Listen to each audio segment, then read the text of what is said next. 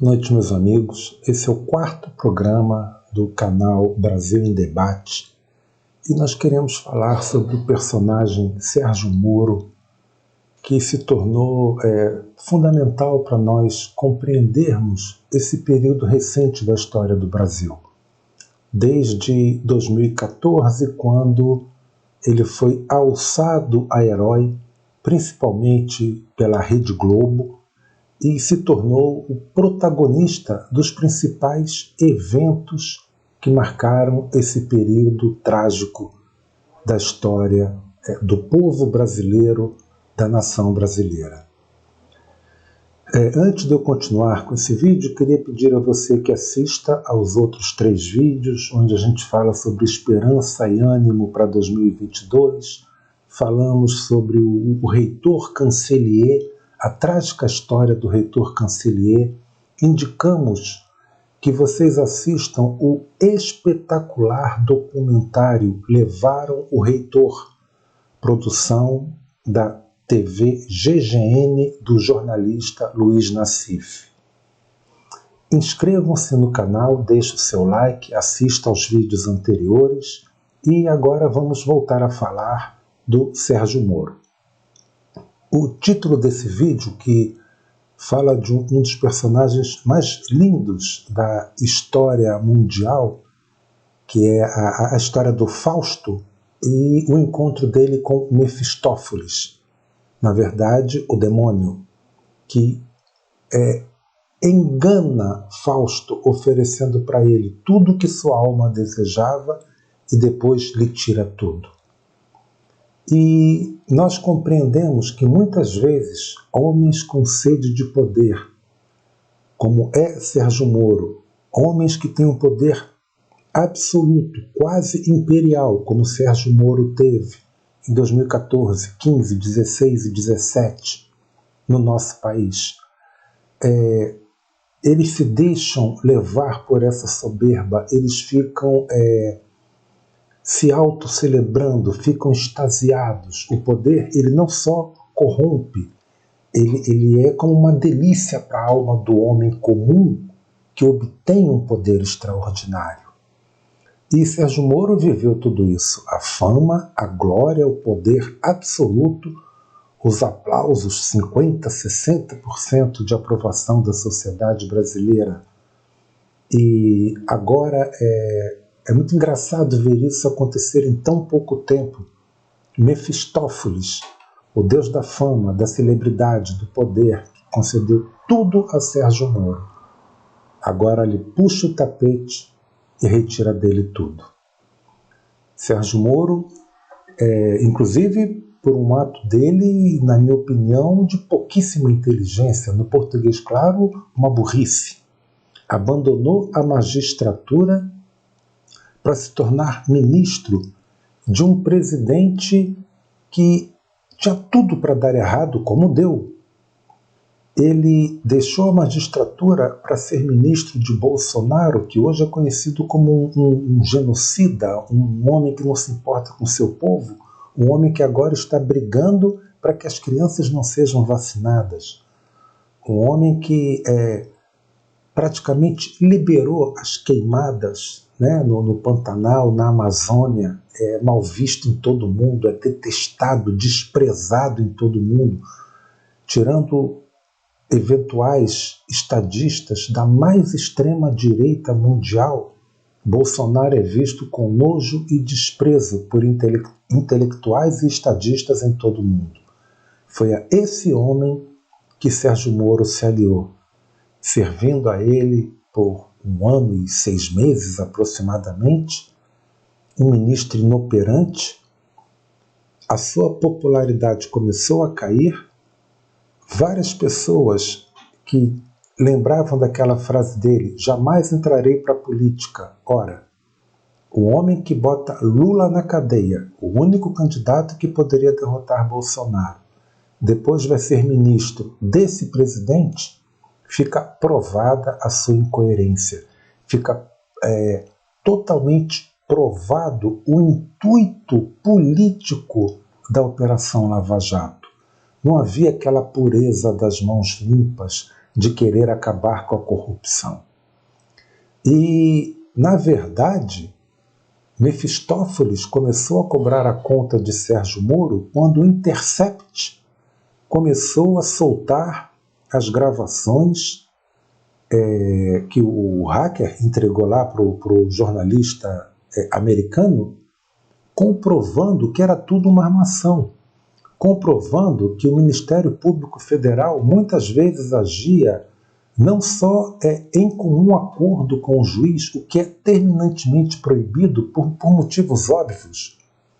Como pode um juiz dar munição aos promotores? Aonde fica a isenção desse juiz? Aonde fica a honestidade intelectual do trabalho desses procuradores? Ou seja, a Lava Jato toda estava imersa em esgoto. A Lava Jato toda ela estava imersa em falta de parcialidade, de imparcialidade. Então a gente tem que concluir que, na verdade, foi tudo uma armação.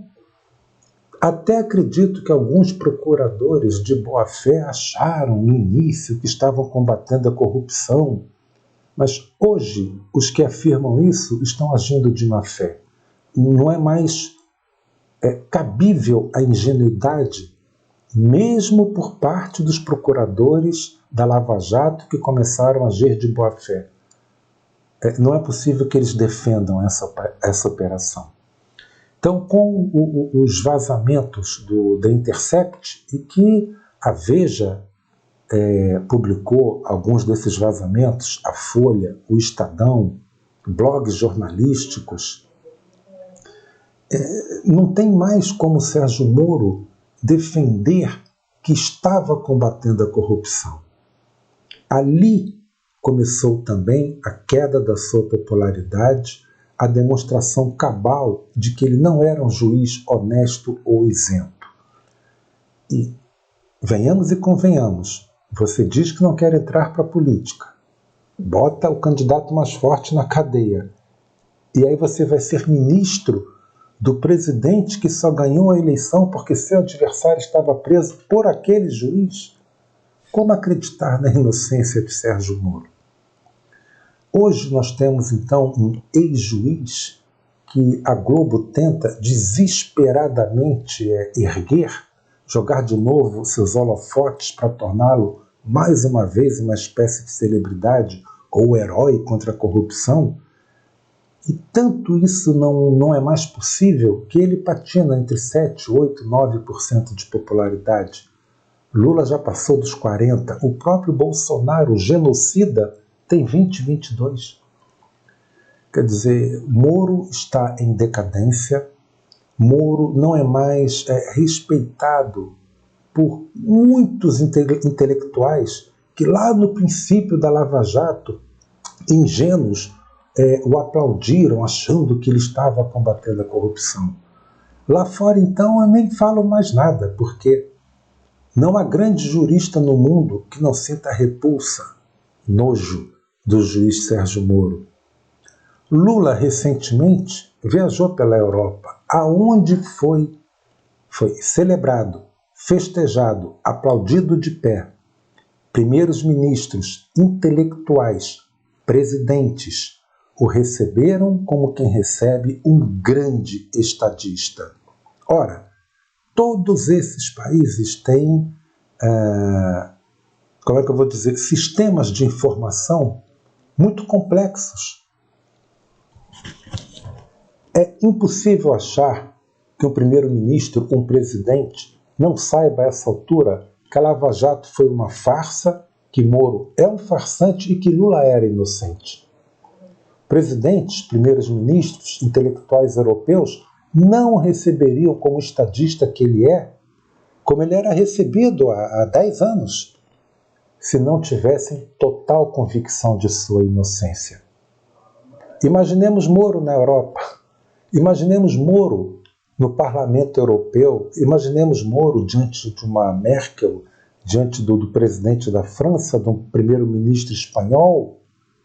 Imaginemos Moro tentando angariar simpatia para sua candidatura, como ele seria recebido? com indiferença e desprezo. Essa é a verdade. Então, o tempo passou, 2014 foi lançado o Herói, apenas 7 anos depois, em 2021, o juiz todo-poderoso é um ex-juiz, é um ex-ministro de Bolsonaro, mancha que ele jamais poderá apagar de sua biografia. Moro é aquele de quem a sua própria esposa falou: eu vejo Moro e Bolsonaro como uma coisa só. Então, Mefistófeles está rindo, Mefistófeles está provavelmente fazendo a sua festa particular e pensando: mais um tolo a quem eu enganei, mais um tolo que vendeu a alma ao diabo. Dei a ele o ódio pelos seus inimigos, dei a ele que pudesse cumprir esse ódio, dei a ele todo o poder, dei a ele a fama e os aplausos. E hoje resta a ele o ostracismo, resta a ele os aplausos de fanáticos e ou ingênuos, resta a ele 7, 8% de intenção de votos, resta a ele o desprezo absoluto, a repulsa mais absoluta e até o nojo, confesso, é o que eu particularmente sinto por ele, por ter destruído a democracia do nosso país. E ele é tão hipócrita que, tendo destruído as nossas empreiteiras, porque em nenhum lugar do mundo se combate a corrupção destruindo as grandes empresas. Sérgio Moro e a Lava Jato fizeram isso. Eu até vou ver aqui o nome da empresa. Foi trabalhar para Álvares e Marçal, que é uma empresa advocatícia americana que trabalha com compliance. Compliance, para quem não sabe, é como se fosse, como é que se diz? Amoldar empresas à lei, ao direito e à ética. Isso é compliance. Compliance é fazer com que alguém ou alguma empresa siga as regras. Apenas isso. Falando de um modo bem simples. Só que compliance, quando foi lançada essa moda nos Estados Unidos, o mercado é muito hipócrita, tinha um bom sentido. Não, compliance é moldar as grandes empresas, as normas legais e as normas éticas. Vamos evitar corrupção, subornos e blá, blá, blá, blá, blá. Na verdade, virou uma grande indústria.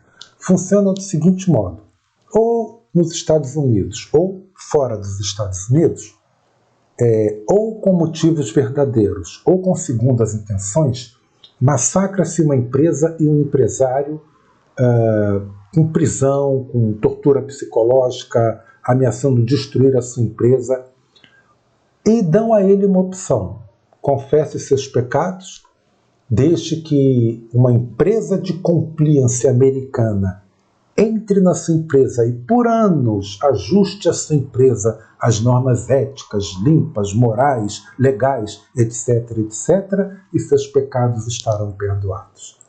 Fazem isso mundo afora. No país como o Brasil, isso foi um maná. Sérgio Moro entregou de bandeja. Odebrecht, OAS, centenas e centenas e centenas de milhares de empregos foram perdidos. E ele é tão hipócrita, a empresa Álvares e Marçal, ela agora faz compliance na Odebrecht, que ele quebrou. Então ele ganhou centenas e centenas de milhares de reais para dar conselhos a uma empresa de advogados a quem a Odebrecht está pagando milhões para tentar sair da recuperação judicial, que é uma espécie de pré-falência. Esse é o hipócrita Sérgio Moro. Então, estamos diante de um ser perverso, que é vaidoso, narcísico, ama o poder, tem ideologia clara de extrema-direita, por isso odeia o PT. Por isso, lutou feito um louco pelo impeachment da presidente Dilma, detonado, aliás, na noite em que ele soltou criminosamente a gravação da presidente com o Lula.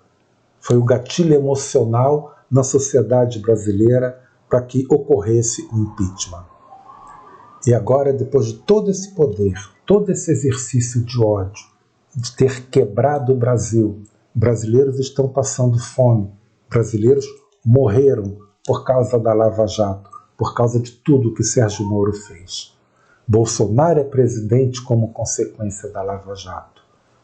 Mefistófeles ainda está cobrando um preço pequeno do ex-juiz.